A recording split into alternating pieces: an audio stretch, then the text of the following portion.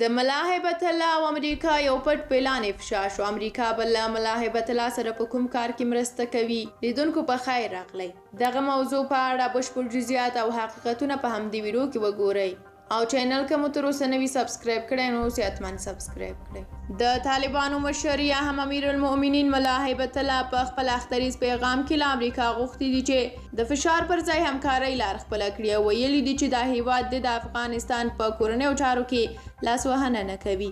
د طالبانو مشر ملا هیبت الله اخندزاده جمعې د غوی پر 9 په خپل پیغام کې ویلي دي چې د دوحې تړون پر بنسټ به امریکا د طالبانو په کورنیو چارو کې لاسوهنه نه کوي او غوښتنه یې کړې ده چې نوموړی تړون دې په بشپړ ډول عملي او فشار پر ځای د همکارۍ لار خپله شي.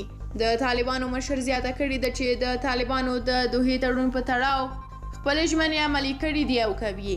ورته مهال ملا هیبت الله ویلي له ټولو ګاونډیو او سیمه ییزو هیوادونو او دغه راز له ټولو نړیوالو سره ښې اړیکې غواړي او له نورو هیوادونو څخه هم غوښتنه یې کړې ده چې مثبت ښې او په متقابل درناوي ولاړې اړیکې ولري. نوموړي په نورو هیوادونو کې له افغان کډوالو سره په اصولي چلند ټینګار وکړ او ویل چې له کډوالو سره ناوړه چلند د بشري حقونو خلاف او د هیڅ چا په ګټه نه دی بلکې د ملتونو ترمنځ د دوامداره کرکې او نفرت لامل ګرځي. ملا هیبت الله زیاته کړې ده چې د امر بالمعروف او نهي عن المنکر اداره د حکمت او دعوت له لارې د کار واخلي او خلک دې د حق او شریعت لور ته راوبلي او په دې برخه کې دې له افراط او تفریط څخه ډډه وکړي، له خلکو سره دې له اسانۍ کار واخلي.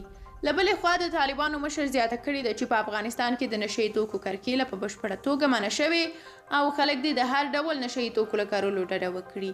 دغه راز نوموړي ویلي موږ په افغانستان کې د نارینه او ښځو ټولو شرعي حقونو ته درناوی لرو.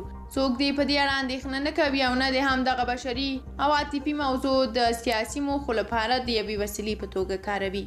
خو دا په داسې حال کې ده چې اوس هم د نجونو ښوونځي تړلي دي او دوی همدا وایي چې خوشي به شي موږ به د شریعت په چوکاټ کې دوی ته د زده کړو حق ورکړو. خو دا د 8 میاشتې تېرېږي او نه هم یې به لا پوره شي. دوی هېڅ پرمختګ پکې نه دی کړی. هغه وړاندې وویل د تېرو 20 کلونو په پرتله اوس افغانان له خپلو اساسي حقونو ژوند امنیت او عزت څخه زیات برخمن دي او له دې سترګې نشي پټېدی. خو د ملا هیبت الله اخندزاده د دغه خبرو په تړاو باید ووایم چې څه وخت مخکې پاکستان په افغان خاوره تیری وکړ او له 40 زیاته بېګناه افغانان یې په کونړ او خوست کې شهیدان کړل.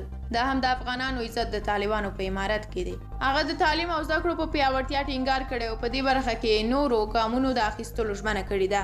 خو په دغه پیغام کې د نجونو د زده کړو په تړاو ځانګړې اشاره نه ده کړې. د طالبانو مشر یادونه کړې ده چې د بیان ازادۍ ته د ملي ګټو او اسلامي ارزښتونو په رڼا کې ژوند دي او د سالمو او مثبتو خپرونو ملاتړ کوي. نوموړي زیاته کړې دا ټولې نشراتي شبکې هغه که طالبانو پورې اړوند وي یا ازادي باید د خپل ولس ګټې په پام کې ولري او د خپلو اسلامي معتقداتو او مشروع دودونو په پام کې نیولو سره مثبته او رغنده خپرونې وکړي. خو کله چې بیا په کابل او نورو ولایتونو کې چاودنې وشي طالبان خبریالان نه پرېږدي تر څو د دغه چاودنې څخه بشپړ جزئیات خپاره کړي او اصلي حقیقت خلکو ته وښایي. ځکه که 40 کسانه مړه وي نو دوی وایي چې 10 کسانه مړه دي او په دې سره خلک تیر باسي. د هیبت الله په خبره هغوی خپلو مخالفانو ته ټول بخښنه کړې ده او پر هغه یې عمل کړی دی. دا پر افغانستان د طالبانو له واکمنېدو وروسته د هغوی د مشر لومړنی اختریز پیغام دی.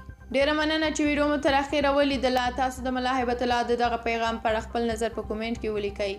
تر بلې ویډیو الله مو مل شه.